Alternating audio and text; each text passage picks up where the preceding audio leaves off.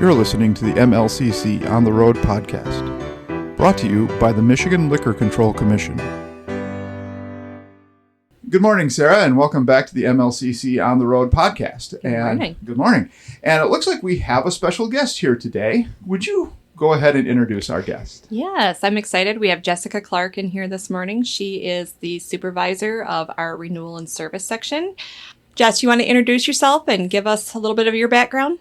Sure. I'm Jessica Clark. I supervise the renewal insurance and records units. So we deal with the intake of all the applications that come in. We also deal with the other end of it where we issue all the licenses and then renew them each year. And what's your background? How did you find your way into our office and into our hearts? I actually joined the state while I was still in high school and did this as a co-op and then started and became a student. Where were you a student at? I was a student at Wage and Hour. What'd you do there? I'm being nosy, so. So anything they needed me to do, filing their mail, the phone calls. And how old were you when you started? You said you were in high school, but what 16? grade you were in? I So was junior a senior. or So my senior year, I had like a half day I would spend working, and then I would go to That's school cool. the other half. That's really cool. Mm-hmm.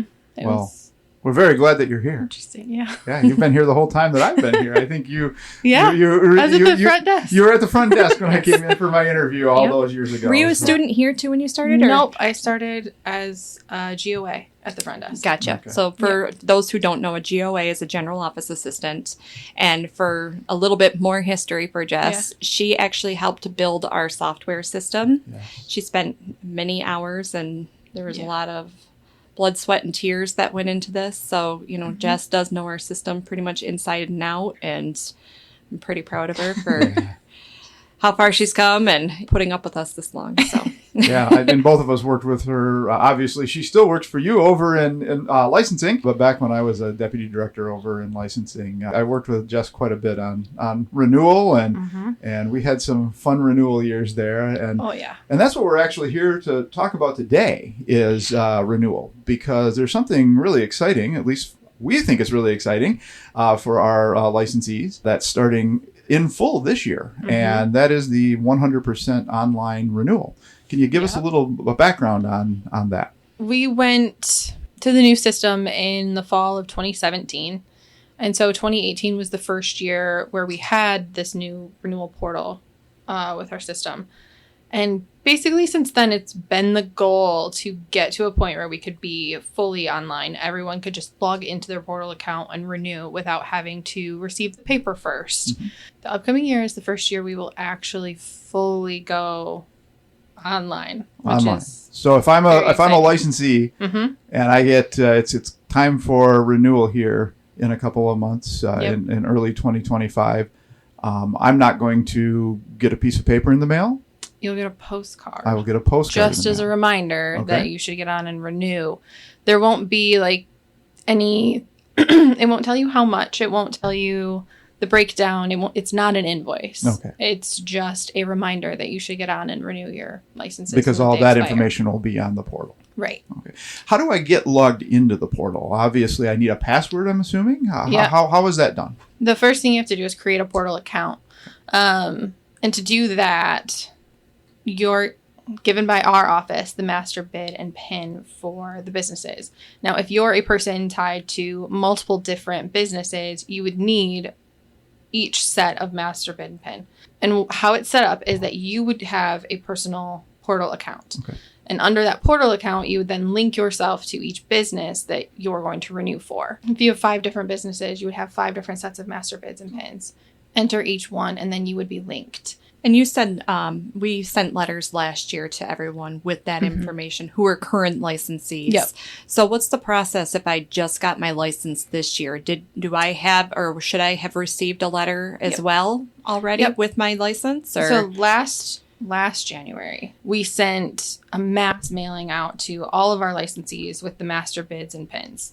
and said, keep this for your records. You'll need this for renewal. Now, since then, we changed the license issuance process to include that letter as well. So when a new licensee, they get the letter right up front. With their license. Yep. Okay. And we did have the link down from the website for a while. It is back up already. So they can now go to the website and register. So if I'm a licensee who accidentally threw away the letter that we asked them to keep, how do I go about getting that information? Do I need to send a request in to your office? You know, if so, is there an email address that I should use to make that request? And how soon should I do it? As renewal season gets closer, the amount of emails we get drastically increases. And I can only assume that this year will be even more so than the last couple. So if you know you don't have that letter, send an email now or as soon as you can to MLCC licensing renewals at michigan.gov. Okay. And get you a new copy of the letter. All right. We can provide a link. Yeah, we'll put that in the description of the podcast so that people will have it right there. What do they need specifically to send in with if they're asking for their master bid and their master pin? You have to be a member, a stockholder. You have to be tied to that business, and we have to be able to see that. Okay. So somebody who's an authorized signer, somebody who's a member, somebody who's a stockholder or partner or whatever. You can't just be like, I work there. Right. So can't. Would you give that information out over the phone, or is it something we have to have in writing from them? We want an email. What are the dates and times? When does renewal start and when does renewal end? Well, renewals are due by April 30th each year. So it'll be April 30th, 2025 this coming year. The portal, as of right now, should open March 1st. Okay. So unless we run into any sort of issues before then that we don't foresee coming, it should open March 1st. So that gives licensees all of March and all of April to get in there and renew. Now, I know that's another common question we get. Why don't we open renewal up in January or even February? You know, that's something I know we always get a lot of, I want to go in and renew. How come I can't go in? Yeah. So there's reporting that has to be done by our finance division. They have to be able to close out books and have monies paid out to, I believe, the local revenues and whatnot. So all that stuff has to be done on the back end before we can open up the portal or open up renewal in general to the public. So that's, just kind of some useful information. Some of it impacts the fees that we'll generate. Exactly. So they load all of their stuff before we're able to press all of our buttons to create the renewals and make sure they have the correct fees. There are a couple things where the fees are actually based off of something that people have to report to us. We have microbrewer certifications, brewer and microbrewer certifications, but mostly microbrewers because we only have a handful of brewer licenses, and club member certifications.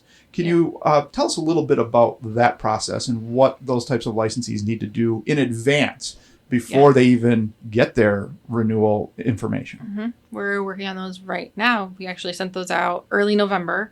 We send out an annual certification. Hopefully this is the last year we will actually mail them. After this year, we should have a good updated email for everybody to be able to just email them a copy. That's how we receive most of them back anyway. But we send those out in November, and it just asks club licensees how many members do you have, and it asks brewers and microbrewers how many barrels did you produce in the last year. A lot of the microbrewers and brewers don't necessarily return theirs until January, just because they could still be producing through December, and that's fine as long as we have it back. The deadline is February 1st. And the reason for that is all of that information has to be entered into the system before we can generate renewals to calculate the fee correctly. So club fees are directly tied to how many club members they have. And the microbrewers and brewers fees are also tied to how many barrels they produced. What kind of follow-up do we do with those? Well, we mailed them and emailed them already this year. And then come January, we will run a report to see what we don't have, and we will send a follow-up. And then in February, we will follow up again. And then in probably March, we will do a final round of follow-ups before they would be sent to enforcement for non-renewal. Wow. So when And enforcement possible goes out termination, to do compliance checks, at that time, they will be notified that they did not complete the process for renewal. They did not provide the documentation that was requested by our office, which prevented them from being able to renew. And if they still continue to not provide that information, the license is ultimately terminated. Yep. Wow. Because they can't We can't renew complete it. the We process. can't do anything. Yep, it gets terminated if they don't renew. And these are things that, are required by law. This Yeah. isn't just our office arbitrarily making a decision. These are things that we need to have. Like you mentioned with the clubs, the change came about this year because we weren't getting a lot of participation in responding to these things. And because the fees are based on the members, which is outlined in statute. Yep, we have to follow that. And it's the same thing. I wanted to kind of touch on that before, too, with the renewal expiration. That's set forth by the legislature, too, in statute. So we don't have a choice in this matter. This is how we have to complete renewal on a yearly basis. And it can be time-consuming for your staff. Yep. Last year, I think it was a little bit nicer because we had, 80%? Completion online, even with sending things out by mail last year. So, it's a lot faster for everybody when it's online. Right. Kind of touch on that a little bit. What did the process used to look like when we had everything mailed in? What had to happen with those pieces of paper? Yeah. There was a lot of sorting of paper from what I remember. And a lot of that, I was still at the front desk. So I would just help in any way I could, but I dealt with the line of licensees out the door almost on a daily basis, I would say. They would come in and they would have to wait in line, and we would process their renewal in the office. They would go pay, and then they'd have to come back. And that was basically all of April. So it was a very physical process. Every application had to be touched by a staff person and entered. Yeah. Yes. So, the other thing that you touched on a little bit too is people used to come in to pay for renewal. We can't do that anymore because we don't have a revenue office in our building. Nope. So we, our hands are tied in that regard too. If which again, this coming year, that's not going to be an option because it will have to all be done online. Yep. What types of payments can they use for the online system? They can pay with, what is it, ACH, your bank account. Your bank account information, and a credit card. Okay, and/or a credit card. And/or a credit card. Okay. And all forms of credit cards, or at least the majors: Visa, MasterCard, American Express, and Discover Card. So that kind of leads me into another question with pitfalls with renewal. And I know that there are some issues that people have had in prior years. Some of the issues that we've had, we've done what we can on our end to reduce it. The first year we had credit cards. It had an issue if you're using the same card to pay the same amount for multiple different businesses too quickly. So if you're registered to 3 different businesses where their fee maybe works out to be exactly the same, and you use the same credit card to pay all of those, the system is going to flag it like it is a duplicate payment. We've reduced the time down to try and allow where they don't have to wait 15 minutes in between each transaction. I think it was set to 5 minutes. So as long as they waited 5 minutes between transaction 1 and 2, it wouldn't flag it. We don't want to charge somebody multiple times for the same because thing it takes a while to get a refund back. It does. And I recall one of the first times, I think there was somebody who had a very sizable license fee into the thousands of dollars and kept on pressing send, essentially. And there was, I vaguely remember 9 charges. and thankfully we were able to stop that before those charges went through. But that would have been a very sizable amount of money that person would have. And I think that's kind of the reason we put that that into place. Is that we didn't want people to accidentally, I didn't think it worked, and so I pressed it again. Make sure you have the payment information before you get to the cart, before you hit the checkout. There have been multiple situations where people get stuck and end up with a processing cart because they walked away to get their payment stuff and it timed out. Okay. But then that cart is stuck in processing until we get a message back from the system that tells us that no payment information was actually entered, and then we can close it out. Okay. But that can take, I feel like it was between 24 to 72 hours was like the window. So if that happens to you, you will have to wait patiently, please. And I know that's frightening because, especially if you kind of wait until the last minute, and some people have no choice but to have to wait until the last minute, and that's fine. But this is at the manual side of it where someone from our team has to go in and clear that cart out. And that's something that is not done by licensing staff. That is someone that works in the software system has to go in and actually close that out because it is encrypted data for lack of a better word. So just take your time. If it happens, keep track of it. Don't forget about it. Make a note. Because we have had people in the past that their licenses ended up being canceled because they forgot to go back and, or make sure your payment got processed. Yeah. Check your statements, check your, credit card, check your bank, make sure that payment went through. And if you're not sure, follow up with our office within a few weeks or check your status online because you can go back into that and look to see if your renewal was processed. Yep. And if you want to talk about that too, Jess, we have a print your license feature on our website or on the renewal as well. So why don't you talk about that and what that process is?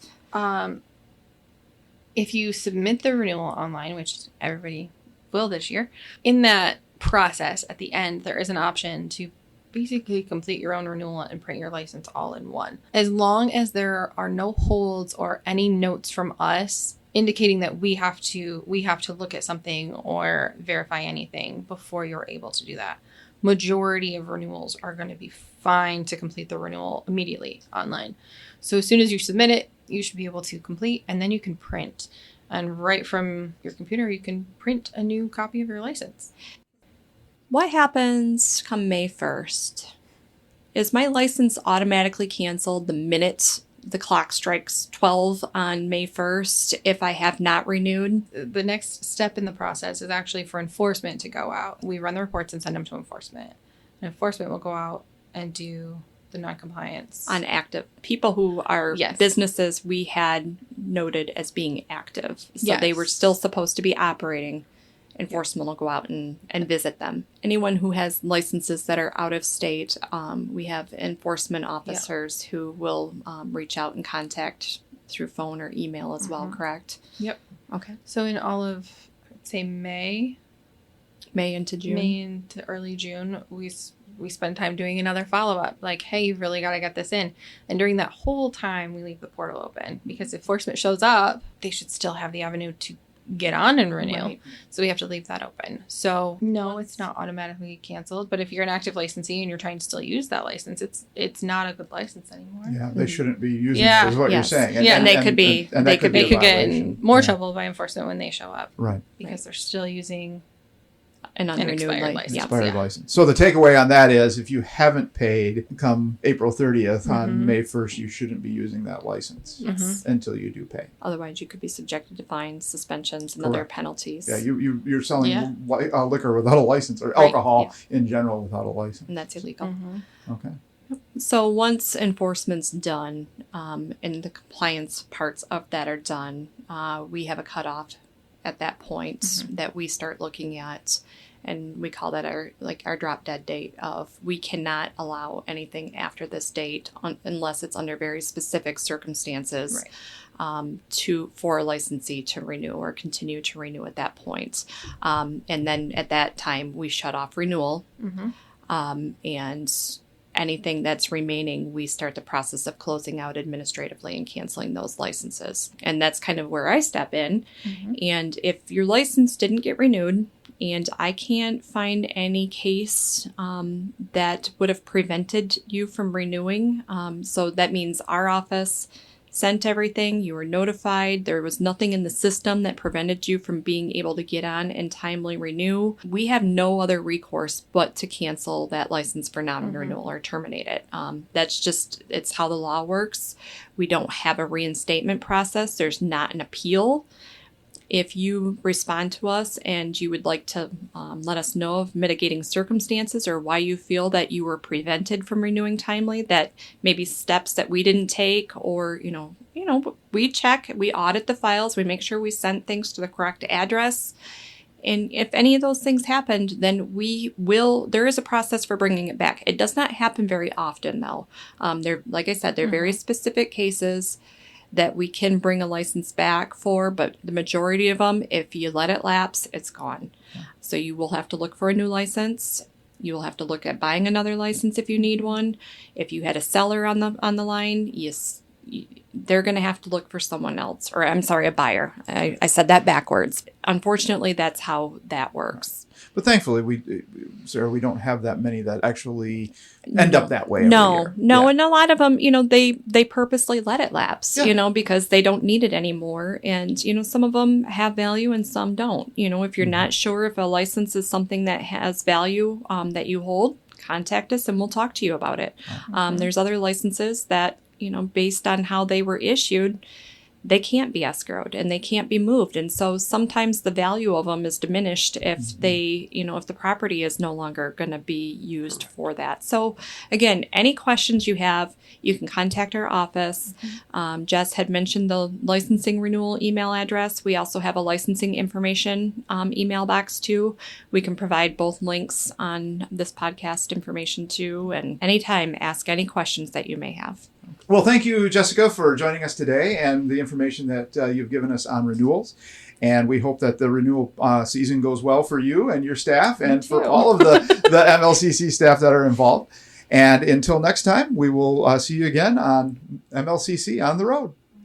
The MLCC On the Road podcast was brought to you by the Michigan Liquor Control Commission. For more information on the Michigan Liquor Control Commission, please visit our website at michigan.gov/LCC. Thank you for listening.